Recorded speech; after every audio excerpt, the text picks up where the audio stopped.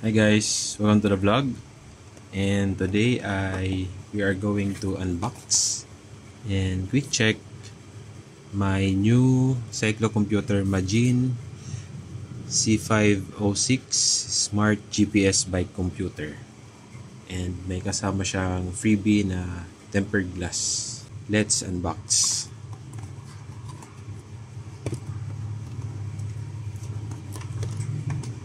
Nabili ko sa Shopee for around 6,000 kasama na yung shipping fee.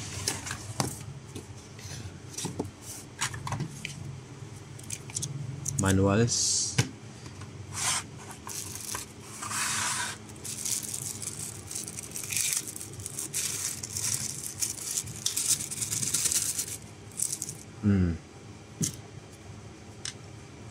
May dalawang screw.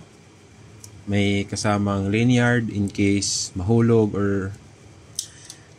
and mounting and different types of rubbers.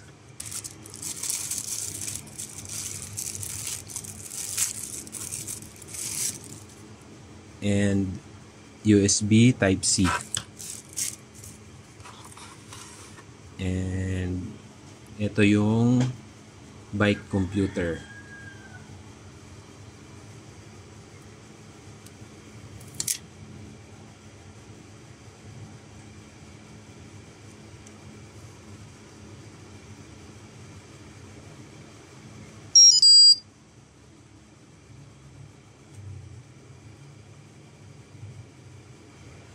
Okay, we will connect or link the bike computer to my OneLap Fit app.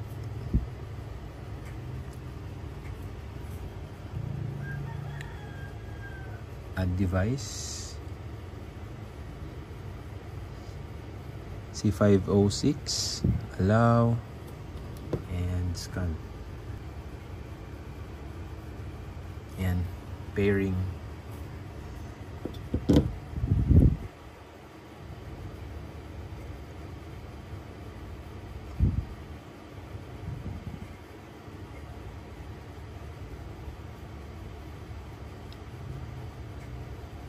Pair.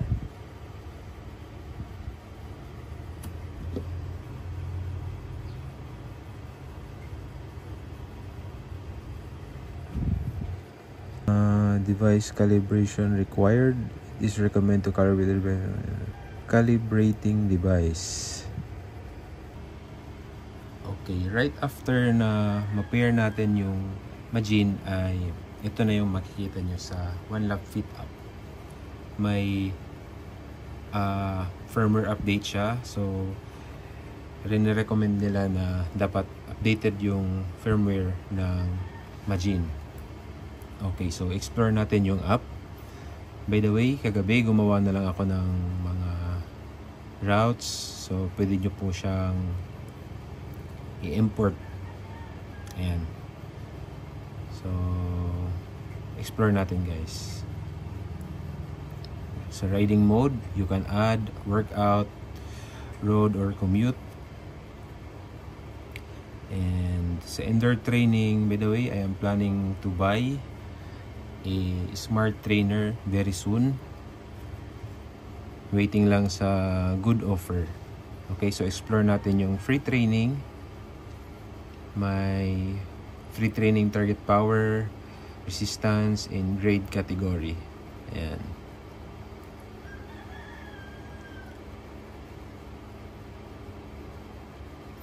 By the way guys, this video is for those provincial buyers na kagaya ko na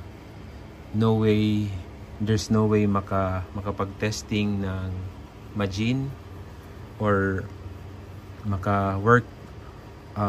walkthrough ng application. Problema talaga ng mga provincial buyers yung mga pag-testing ng mga gadgets kagaya ko. Okay, so let's proceed. Course training. Basically, magagawa kayo ng own training and pwede nyo pong i-import Ayan. Simulated route. Smart assistant. Ayan. Automatic headlight. Unfortunately, wala akong headlight ng Majin. So, hindi po natin matetest. Heart rate monitor. Wala rin akong heart rate monitor ng Majin. Pero, yung ginagamit kong heart rate monitor ay yung sa Huawei Watch. Back home reminder.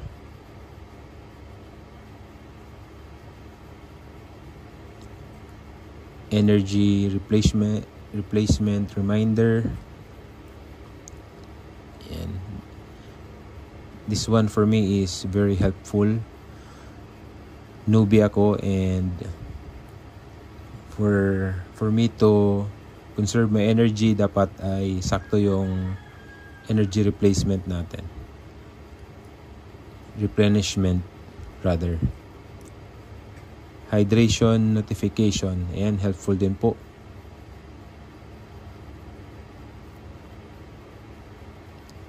High speed notification. General settings. Kukonect ko siya sa Wi-Fi mamaya. I-connect na lang natin.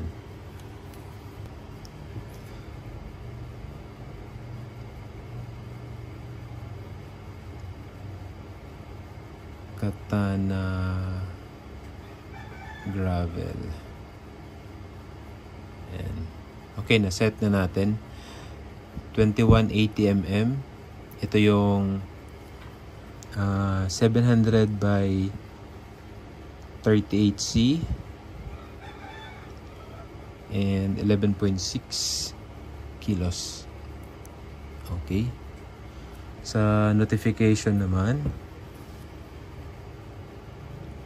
message notification, basically pag may tumatawag, magcha-chat or mag-text sa cellphone mo, ay automatically magre-reflect dito.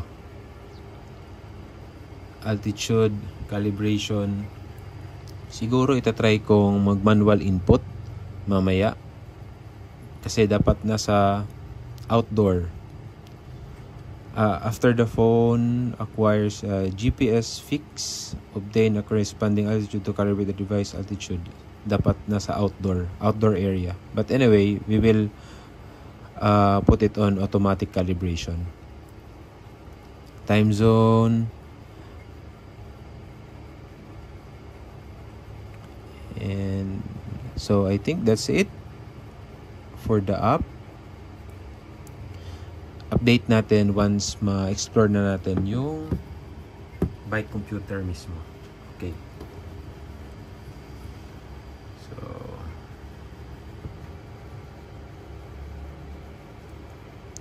ito siya. Smart assistance, Majin power,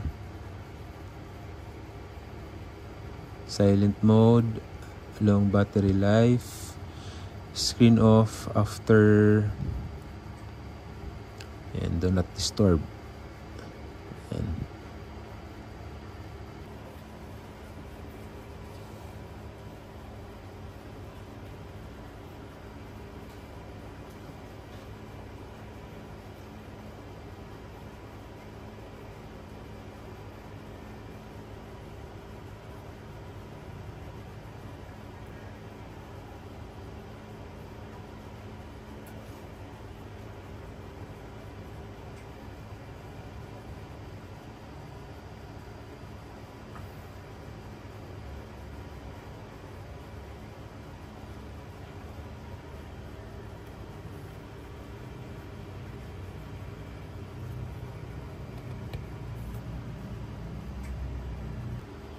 okay guys, we are done with the update, and as you can see, updated firmware na po yung Majin natin. Okay, so going back, share ko lang regarding sa outdoor riding mode. Okay, click po natin. Andito, makakagawa po tayo ng template. Depende sa gusto ng rider. Rider's preference na po yun. Yung template po ay kagaya nito. pag gusto nyo gumawa ng own template, kaya po siyang gumawa ng up to 10 pages, I believe.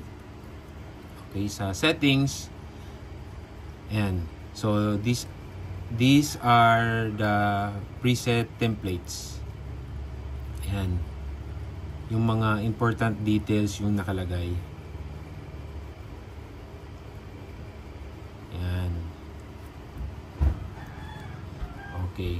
So, kung gusto nyo naman ng minimal, create add, click add, and pwede na po kayong mamili kung ano yung gusto nyo. Minimal, may dalawa lang, 2 columns. Okay, and so on. Marami po. So, sa rider's preference na po yun. Anyway, as for me, okay na ako doon sa preset. Okay, and sa second naman na ipapakita ko ay yung how to create a route. Ayan. Ako, gumawa na ako kagabi ng routes and plan kong i-ride. So, ipapakita ko lang po ulit paano gawin.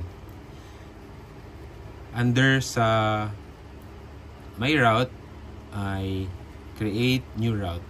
Ayan. May 3 options po. Map creation, dito po yung ipa-plot nyo po yung ride nyo. And save and import sa Majin. Import route ay, for example, may ODAX and gumagawa na sila ng route and save as GPX file. Dito nyo po i-import. I-download nyo po yung map na ginawa nila and import nyo po dito. Ayan. And convert ride records to routes. Select ride records to quickly convert them into routes. Okay. So, dito tayo sa map creation. Ayan. So, halimbawa, Tacloban. From here, add route. Then, ayan.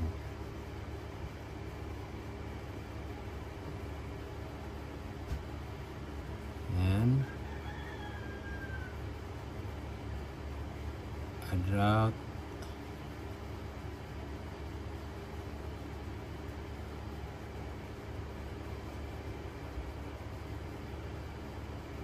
Add route.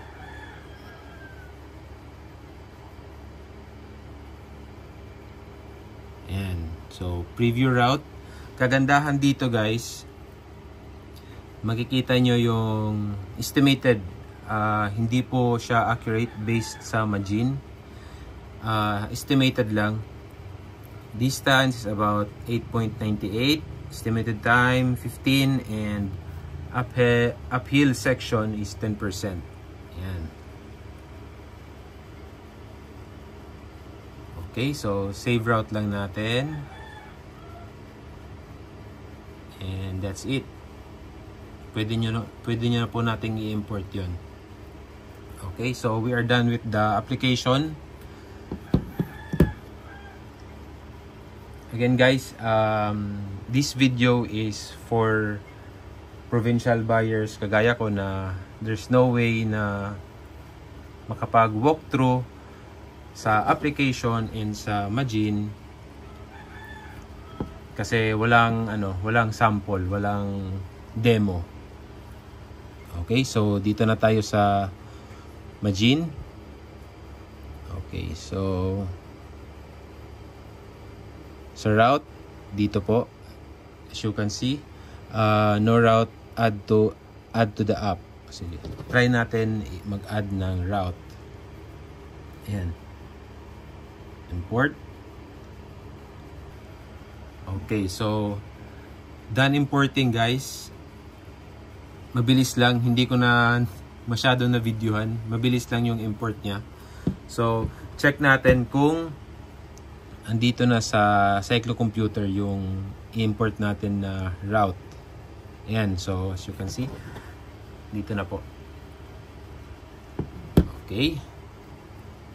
So, dito na tayo sa settings.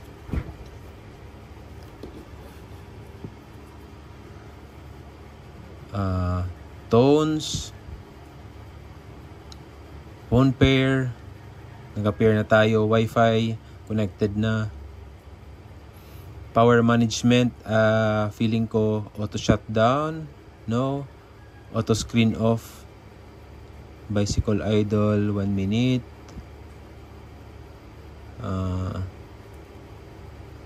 ride pause 30 seconds. 30 seconds na lang din. And long battery, auto shutdown ng let's say 15 minutes. Actually 10 minutes will do. Yan.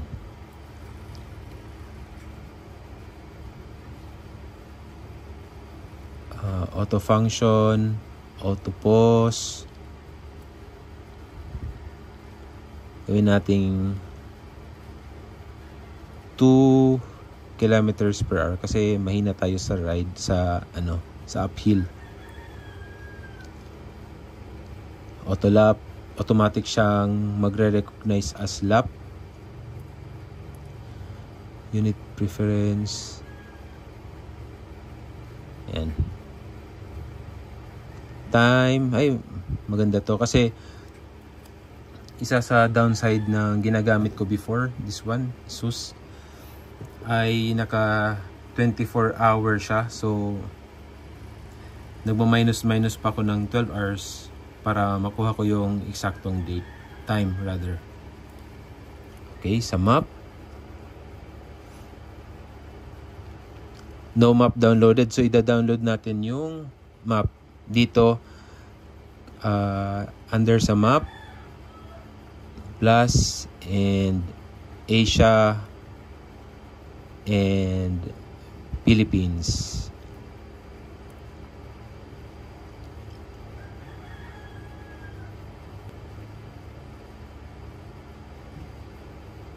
Yan, the Philippines. Pero download ko na lang mamaya.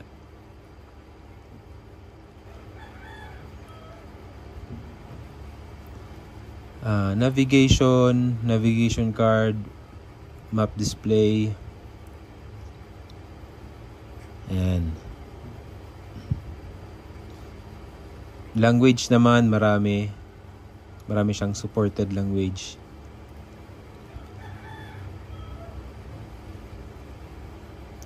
System.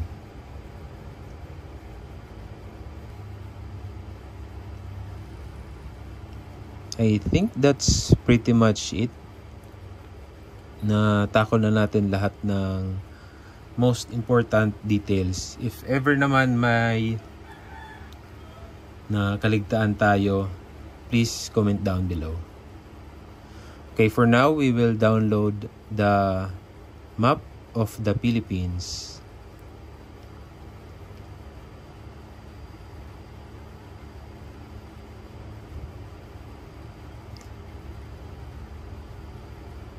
So, dapat pala fully charged. Ay, okay. I will charge it na lang after ma-download yung app. Okay guys. So, that's it for our video. By the way, nabili ko yung Majin sa Shopee for around 6,000 pesos. Kasama na yung shipping.